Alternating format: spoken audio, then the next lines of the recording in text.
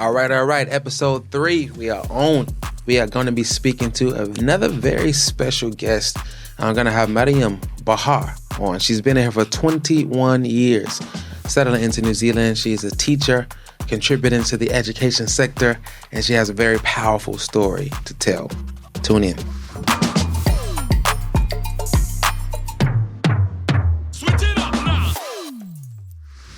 Welcome to the show, Mariam. Tēnā koe, Myron. Tēnā koutou ngā kai whakarongo mō tēnei wā.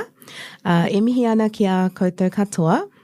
Ko Siripada tōku moenga, ko Mahaweli tōku awa, ko Muslim tōku iwi, ko Mariam Bahar tōku papa, ko Fatima Zina tōku mama, ko Mariam Bahar tōku ingoa, no Sri Lanka ho. I tai mai ho ki Aotearoa I te tau 2001. I tēnei wā kei te noho ahau ki Tāmaki Makaurau ki roto o Mangere. Hello, Myron. So I just did my little introduction in Māori. So I'll probably just say it in Te Reo Pākehā. So what I just said was greetings to everyone listening. My mountain is Siripada and my river is Mahaweli, which is in the beautiful island of Sri Lanka. And I came here in 2001 to New Zealand, and currently I live in South Auckland in Mangere. Awesome. Yeah. Awesome. Yeah, that covered it, yes. Now, can you do that without reading it? Yes. That's impressive. Yes, but I was just nervous, so I was looking down, so I didn't want to stuff it up. So. No, that's good. Your pronunciation is on point. I mean, thank you. Well, I guess, 21 years in New Zealand, I guess it should be on point. Is it 21 years total? Yes. Yeah. Yes, and I'm also a maths teacher at Te Kora Māori o Ngā Tapuai, which is a full immersion Māori school. So I do learn quite a bit of reo there. Yeah. Okay, so you want to give any special shout-outs to any students right now while we're on air? All my students, especially whare ko te koe mā toru, but all the teachers, all the, it's like my family there. So Yeah. Well, you tell them to like and share these videos when they see them. They did ask me to. They did say help me with my intro as well. I practiced on my students all the time. Yeah. But thank you guys for doing that. No, that's good. Yeah. That's good. So look, obviously you're familiar with what we do here. Obviously we're just getting started. This is episode 3. Thank you for joining us on episode 3. What we do here is pretty simple. I'm gonna keep it nice and easy. It's not an intense conversation. Yes. It's nice and easy. We can tackle a few tough subjects if you want to. But, man, look, we just want to get your story, find out a little bit about you. Yeah. Here at the Immigration Stat Us podcast, we just want to find the best way to illustrate, okay, this is what this person is. This is who she is or who he is, and pretty much illustrate why they come to New Zealand and get their story. So there's twofold, as I explained to you before in our phone conversation. Yeah. The first part of it is, hey, we want to see how the actual immigration travel part was, which may be a different story for you because you've been here much longer. Yeah. But you can briefly speak on it, or even if you want to mention your parents. Sure. The second part is, which really I want to hear about, is how you found just culturally, just moving in. I came over here for the first time in 2010. And I was saying things like, hey, could you take me to One Hunger? I was on the bus asking for One Hunger. And that situation itself, is comical to some people. But for me that day, it was hot. It was hot outside. I just wanted to get to my destination. Yes, yeah. I'm on a bus. I'm like, hey, take me to One Hunger, please. My girlfriend's waiting on me. I need to go to One Hunger. And like, what? One Hunger, please. One Hunger. And then somebody's in the back of the bus like, mate, you mean only hunger? Only hunger. Oh, yeah, take me over there, please. Just the cultural stuff. Yes, Even the way you communicate to bus drivers in Chicago is totally different than over here. But yeah, that's another conversation. It ain't about me today. It's about you. Yes. So first and foremost, at least I'm able to make you giggle. I'm trying to make you comfortable. Oh, I'm always laughing. Oh, I'm giggling. Okay. Yeah. All right. Well, look. So tell us. All right. So you've been there for 21 years. Mm-hmm. So where are you originally from? So I was born in Sri Lanka in Kandy. That's sort of in the middle of the country. beautiful, beautiful place. And then I grew up in Marvinella, which is not too far away. And as opposed to growing up around family members, because my dad worked in a rubber estate, so it was just it was almost like comparison to living in a farm. We lived away from our family. But it was a really nice childhood. I really enjoyed my childhood because it was such a carefree way of living, I suppose. But the downfall, I suppose, for that time, at that particular time, was the fact that Sri Lankan Muslims were a minority, and there was a lot of violence. There was a civil war going on, and there was a lot of disadvantage to being Sri Lankan Muslim, but targeted by Sri Lankans themselves. So it was quite confusing as a child to grow up knowing that your own people are discriminating against you because of your religion, but more importantly, because the way you look, because we look different as Sri Lankan Muslims. Not all Sri Lankan look the same. So you can identify different ethnicity different beliefs depending on how you look. So that was quite scary in itself, that to be identified as Sri Lankan Muslim and then potentially, you could be attacked or you could not be. It really depends. And then I quite remember when I was little that my town, it was just, there was riots and, it was quite scary. It was quite scary growing up. But obviously my parents were very much protected, and I wasn't really, fortunately, never seen it with my own eyes, but seen it around me. And, that was actually quite scary.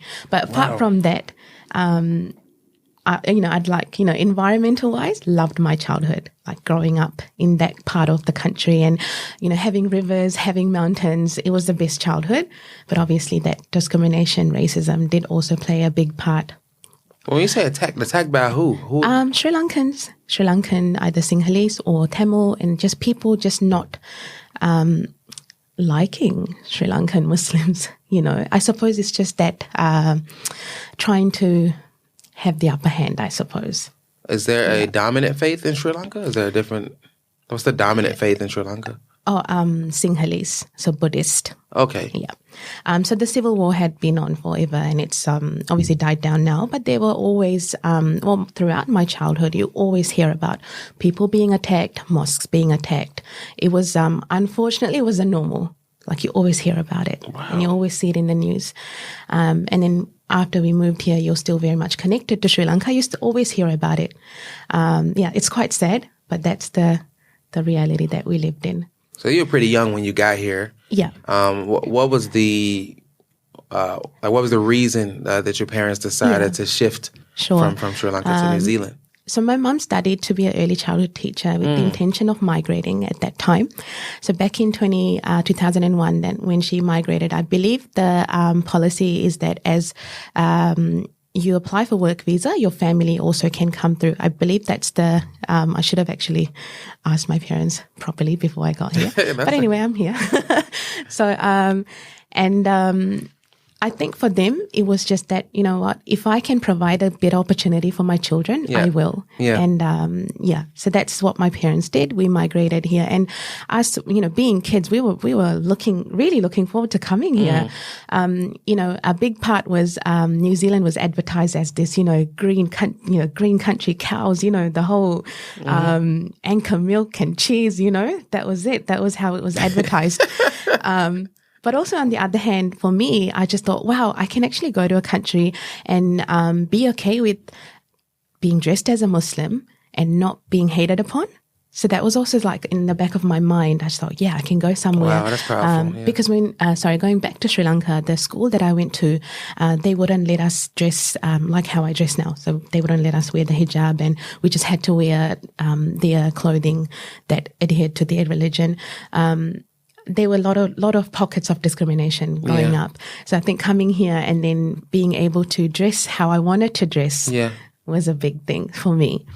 That was also another plus point coming here, and I enjoyed having that.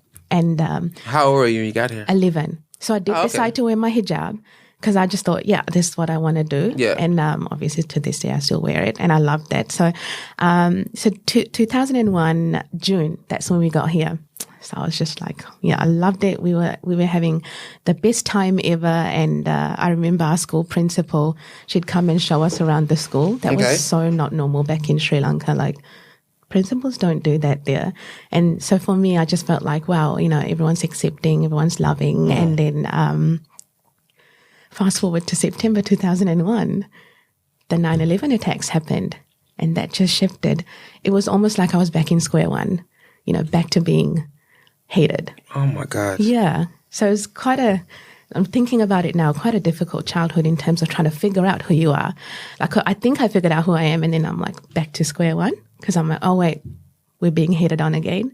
But I don't think I let that get to me. I still carried on. Well, what exactly happened? Like, so obviously 2001, Yeah. 9/11 hits. You were here in New Zealand as a young girl. Yeah. Pre-puberty. Yeah. Years, and you still were you experiencing bullying? Were you experiencing no, not from my school, not from my family, but I think generally in the public, there was that tension towards Muslims, and my parents were really paranoid of going up being identified as Muslims because they're scared, and you can understand their experiences have also been the same, and then now they're in a country where they're supposed to feel safe, but then they're still scared. That element of, okay, don't wear the scarf. Then I was like, no. And then I remember I used to actually wear my hoodie. So then you can't see that I'm wearing my scarf, and I'd walk home and whatnot. But I still wore my scarf, which it's a part of me. It's my identity at the end of the day. And I still stand strong today because of that and my faith. So I do believe that had a big part to play in my journey as myself. But no, apart from that, I remember my school, my friends, even the family there in Christchurch, just beautiful. It was just a really nice childhood to grow up in, despite of all the chaos that was happening around in the world, to put it that way. Yeah.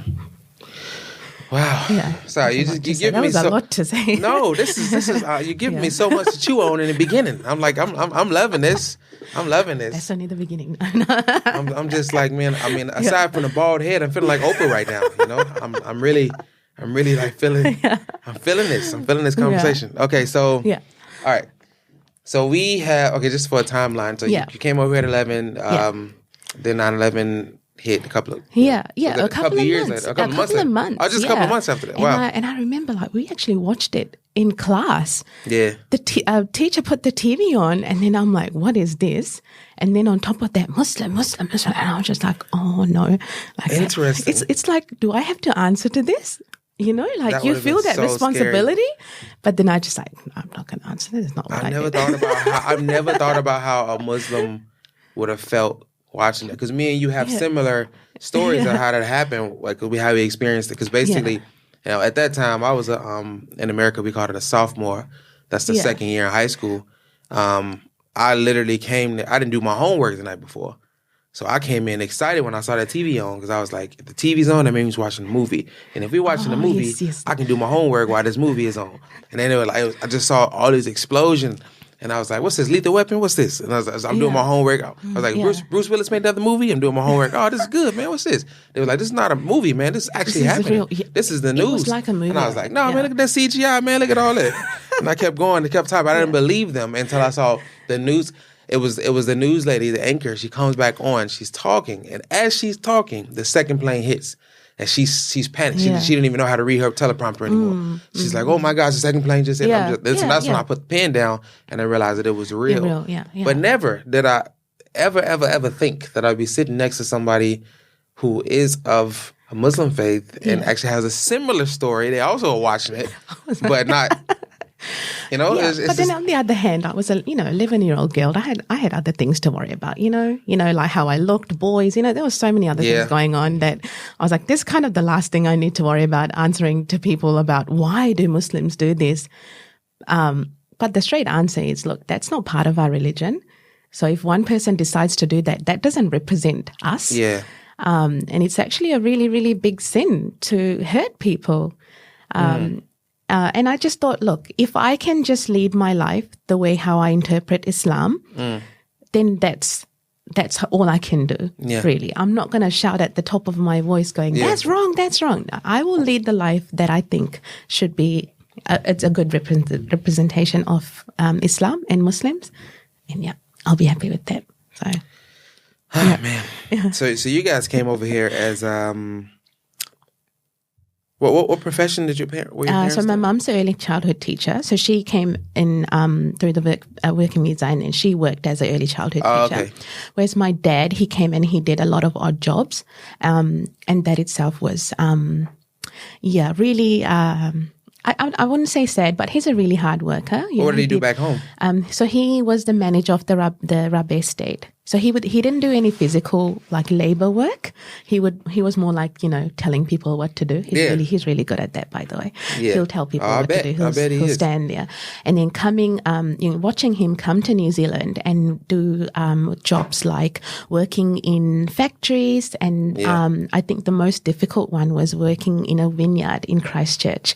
And you can imagine 5 o'clock in the morning, really cold, frosty, really hard working conditions. So he did all that, and he worked a lot of odd jobs, obviously with the intention of trying to make us a better life. And they did. They made us a beautiful life. So you got settled in Christchurch when you got here? Yeah. Yes. Like I said, I did a little bit of homework before this episode, and I did notice that is where the first Muslim family, who came here to New Zealand in the mid-1800s, they actually settled in Christchurch as well.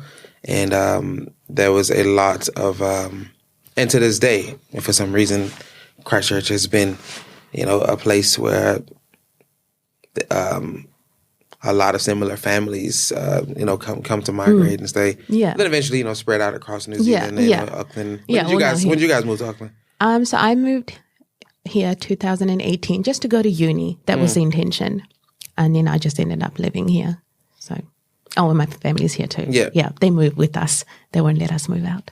I've only heard 25% of your story, and I'm already so inspired by you. Oh, thank you. The fact of the matter is, to make it through that, and then to come from a place with that much turmoil and that much conflict, and then questioning yourself, and then coming to New Zealand, having a sense of hope, and then having it crushed again immediately, and then still ending up where you are. You're educating other people, you're changing lives. Teachers are, probably one of the most underrated positions in the world, and they changed. They literally shaped. They're the real superheroes of the world. I still remember my teachers growing up. My favorite teachers. I still remember them. I'm a grown man, and I still think about. The teachers I had at that time, when I was 8, when I was 9. Yeah. So I commend you. So I guess what we need to know at this point is let's talk about highs and lows. I always ask everyone the same question about highs and lows and, cultural fit, which we kind of already touched on. So let's just fast forward a little bit into your teenage years, teenage, early 20s. Let's go. Let's get a cultural fit picture of a high, a high point. Yeah, because I think that's worth talking about. So I think I am the only female that went to uni, or have been not allowed to go to uni, but the opportunity in my immediate family to go to uni. And with that comes quite a lot of speculation. Like, oh, is she going to go off the rails? What is she going to do? Off the rails? Oh, yeah, it's quite a normal thing. So from quite an early age, my parents did have that expectation that, look, when you hit a certain age, you are going to get married. That is our expectation from you. And it was actually my mum that suggested to be a teacher, because I thought she thought at that time that would work well around your life as a mum. Yeah. And I think, I don't resent them for that, because I think for them, look, they're trying to build our life, and they have been building our life for such a long time. Plus they uprooted us and brought us to another country that they're not familiar with. Yeah. So I don't actually blame them for the decisions that they made in terms of, you must do this. This is my expectation. Like quite a lot of pressure on me to do certain things. So I actually did get married very young. That was an arranged marriage. I should be open about these things as well. But how young? 19. Oh, okay. Yeah. I was 19. I've heard younger. I weren't married. But again, it's your life experiences that make you who you are today. So yeah, I was open to that idea, and it was like it was a normal thing, a normal thing for girls to get married young. And that was something I accepted from quite a young age. I just thought, yeah, that's what we do. And that's what I would do to make my parents proud, because they did so much for me. Oh. But, I went into it wholeheartedly. I was like, I accepted the whole idea of being a young mum, and all those things didn't really faze me, because I am quite driven in other ways. Like, I still wanted to finish my degree. I still wanted to finish my teaching degree and then go on to be a teacher. So I still had all that in the back burner whilst being a mum and trying to be a wife and a daughter and all of the other things I was juggling. So yeah, I never felt I was, I would get behind with my goals. I was always like, no, I'm going to still have my goals and still have meet the expectation, but then also have my things going on in the back that I like. Yeah. That's awesome. Yeah. Now, I happen to know something about Mariam that you guys don't know. And I know that she is a CrossFit warrior. Oh, I love that. Yes, I am. Can we please in my talk head, about I am. that? Because look, if you were to judge a book by its cover, and I know y'all judging the book by its cover, if you were to look at her, you do not see CrossFit. Yeah. And I think that's amazing. Now, take my cape off. No, take the cape off. Like, honestly, man, like, that's amazing. How did that happen? Well, without upsetting a lot of people, unfortunately, my marriage didn't work out. And again, these are things that culturally, it's such a hush hush. We don't talk about those things, and you'll get locked in a room and not seen. But then I think I still want to show girls, like, look, sometimes things don't work out, and sometimes you just need to pick yourself up and move on. That's right. And I hope I show that, especially to the girls from my Sri Lankan Muslim culture, that it's okay. Sometimes things don't work out, and you just have to come out of that, and you become a better person. So that and kind of CrossFit intersected at the same time, which is quite funny that I think about it now. So anyway, I discovered this thing called CrossFit, and I didn't even know it existed, but I got into it. And then I think, again, that family, my CrossFit family, was so welcoming. Yeah. And when I do CrossFit, I am covered. I do wear my hijab. I am the only person there, but I don't feel any different. Wow. Yeah. And I think that's what it is. If a group of people decide to acknowledge each other for each other's differences, but work together, I think that's quite strong in itself. So that's how my journey began in CrossFit. And I went on to compete, and that was quite scary, because obviously I was the only person covered in the whole competition, even though it's in Auckland. But then again, going in with that, it's almost like an army. You're going in with your army, with your family, fit mums, fit com. Then you just feel like, I'm a part of this family, and they love me and they accept me, and I'm going to go out there and do my best. Well, how did you do? How the competition go? I've done lots of competitions. I love it. I enjoy it. And also going out there and I think representing Muslims in a different light, and making people think, oh, well, I didn't know you guys did that. I was thinking the same thing. That is absolutely amazing. So, I mean, from what I'm hearing, you never really had a problem, with cultural fit. You've never really had it, because you as an individual. So I think I don't go out of my way to make myself fit.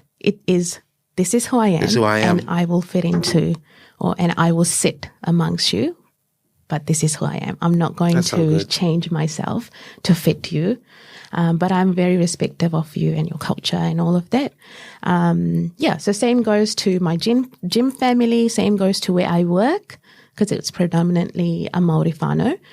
But I will sit there and I will respect your culture. I will make an effort to learn about you guys, and So, but this is what you get. No, that's awesome. So out of this 21-year New Zealand, journey, where you are now, do you have any low points you want to speak on?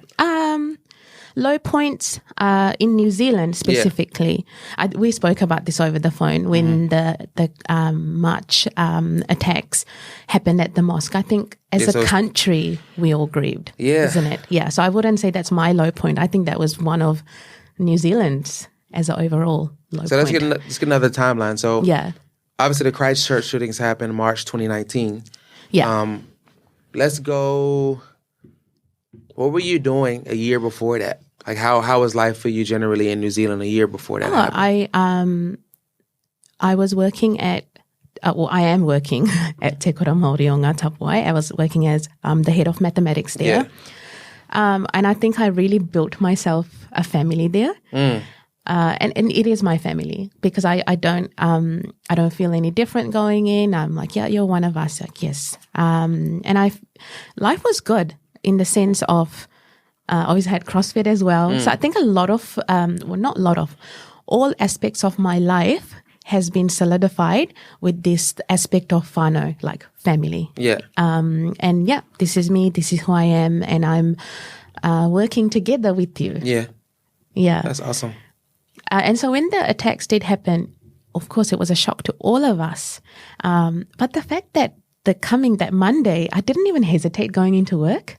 Really? Yeah, no, I went to work because that's my family. That's my, when I didn't even hesitate until one of my colleagues told me, I didn't think you'd come to work. And then I had to stop and think like, oh, I'm at work. But I didn't feel that because it's like I felt safe to go. Like I wanted to go to work. I didn't want to stay home because I wanted to be around people that I trust and people that know they have my back. So I think I don't know if a lot of people have that what's the word, luxury, in life. But yeah. That's powerful. And then a lot of my gym family, reaching out, are you guys all right? So a lot of aroha did come back after that. But yeah, it was, when I think about it now that I didn't even hesitate to go to work, that showed a lot about, I suppose the environments that I have created for myself and how people respond to me and how I respond to people. I think isn't that a result of? Yeah, it is. That's actually the word I was about to say. I think a lot of the times when there's a tough situation, a lot of people just struggle to know how to respond. Like, how should I respond to this? Yeah. It's the responses that get people in trouble, and it's responses that make people legendary. So it's all on how you respond to the situation. And so you obviously responded powerfully in that regard. I mean, but when it was happening, I think New Zealand once again struggled to. This is coming from my perspective, from. I'm looking from the outside in, but I'm also in because I've been here for a while. I feel like New Zealand struggled to respond appropriately in the beginning. Okay. Because it was just like, oh yeah, let's all focus on the shooter and who is he? Yeah. Where did he come from? So they start condemning the shooter and then he's Australian, trying to do it. And then they start focusing on the people, the victims, this and this and that. But I think you actually. Yeah, you did something that's really brave. Because if it was me, I definitely wouldn't have come to work, the next day.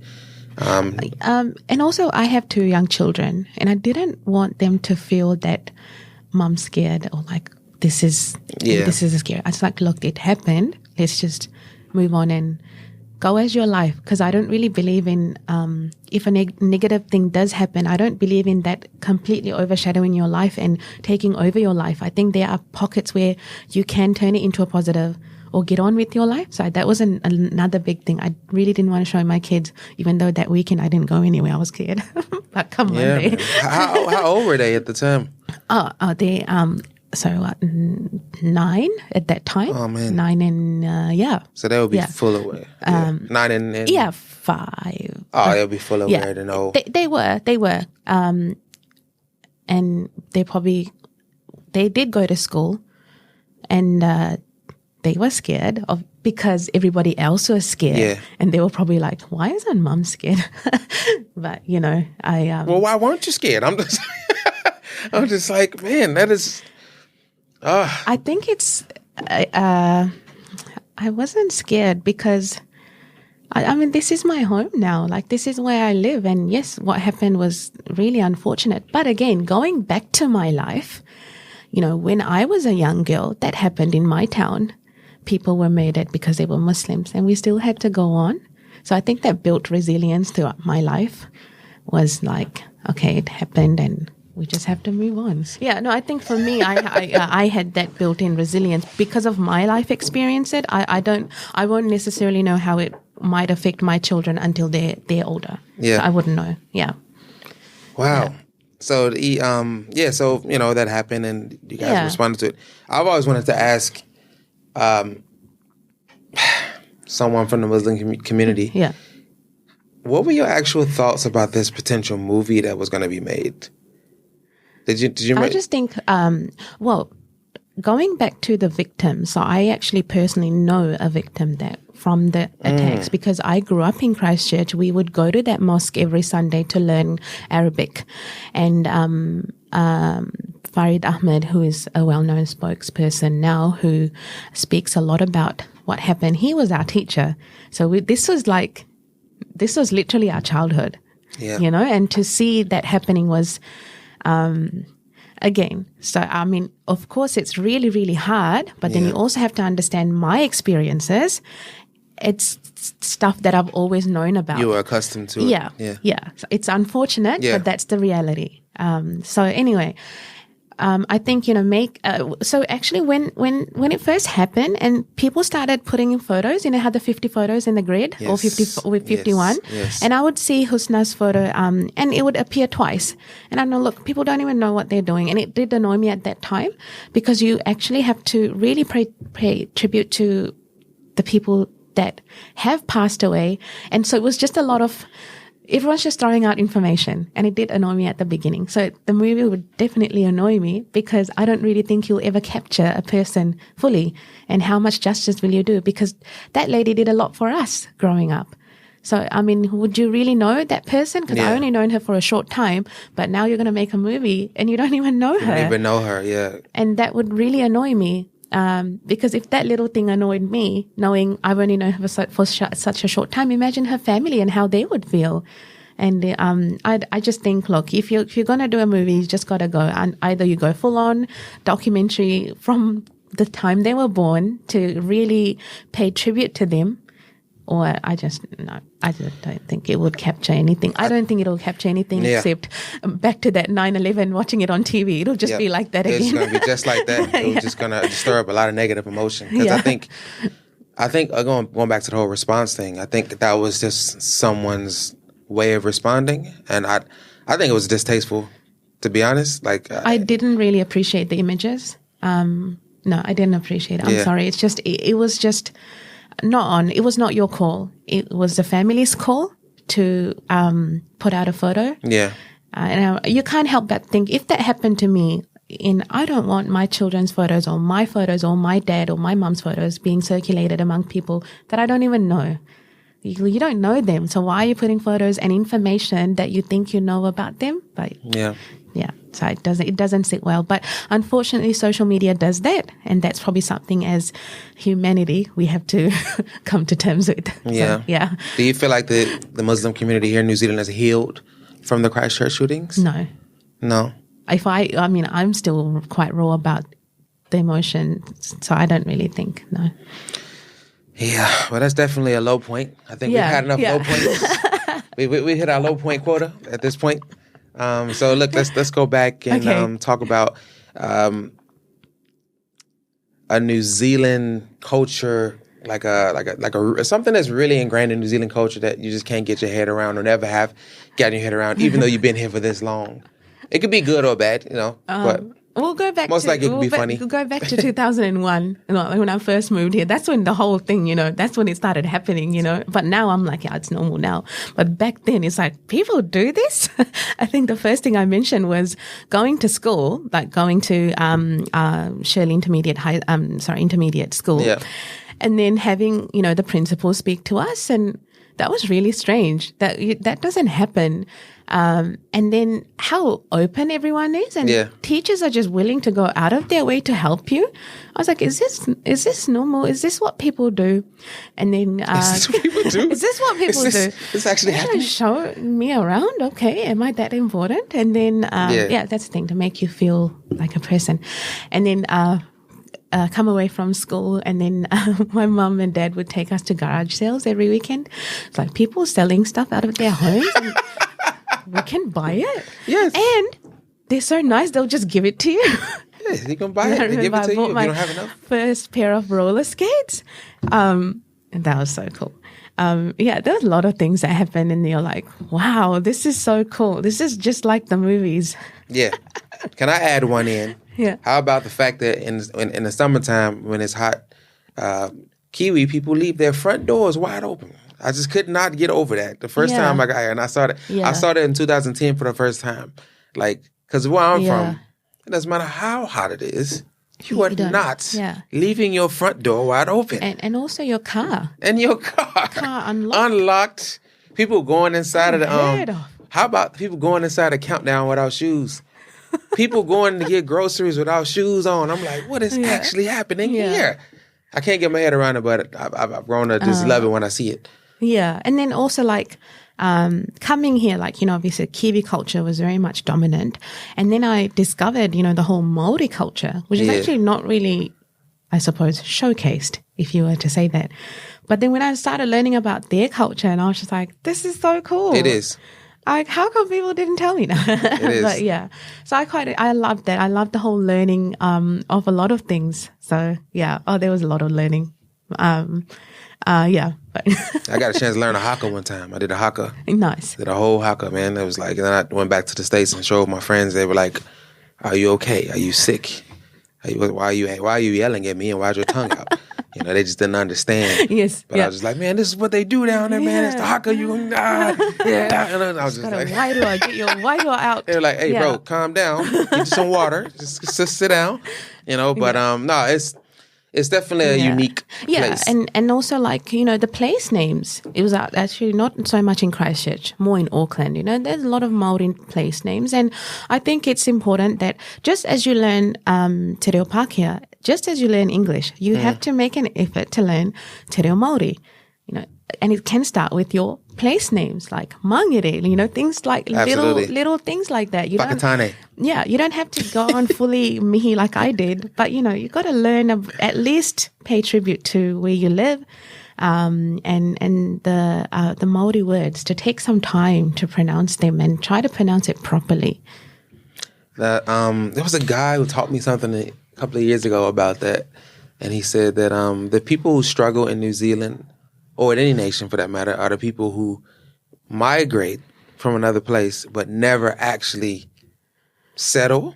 They never actually become, they never accept the culture. They never try to change their ways. They're just continually trying to, mimic where they came from. Never actually just take in. So you're right. You got to take it in. You got to take it in. Yeah, and it's a balance as well. I'm not saying completely submerge yourself into the culture. I think it's a balancing act, and I hope I balance it well. Like I think I have a bit of both, and and that works. That works for me.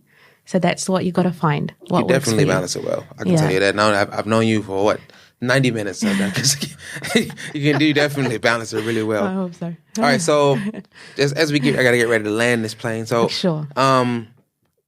What would you say, like, speaking to, because like I told you on the phone, like right now, you speaking to, people who may come to New Zealand. You're speaking to people who are living abroad, connected to New Zealand already. You're speaking to, obviously, you're speaking to the Muslim community who will be watching this. So I guess, can you talk to two different groups of people? What type of tips and tricks? You can answer it separately, but I guess I want to know, like, if you... a generalization of people who are thinking about migrating to New Zealand, what would you say to them? And then the same thing, but for someone like yourself who's from the Muslim community, what would you say to them? Or even a Sri Lankan Muslim. You can even speak to that as well. Well, I mean, I feel like being Muslims and Islam has that sort of built-in lifestyle for us. It's already there for us. It's nothing to invent. So I think for me, reflecting back on my life now, the fact that I did accept and practice a lot of that throughout my life definitely helped me to become who I am today in terms of identity. So I think I'm quite strong in my identity, but at the same time, I'm very much open to the other cultures that I'm a part of. So I don't think there's any, there's no point of you forgetting about who you are and where you come from. I think it's a matter of showcasing who you are and then finding, okay, how am I going to fit there rather than the other way around? How's it going to fit me? It was like, did I say that the right way? It's like, how can that fit me? Sorry. Yeah. How can that fit me? It's not the other way around. The moment you start doing it the other way around, that's when you kind of start to break down. It's like, okay, how is that situation going to fit me?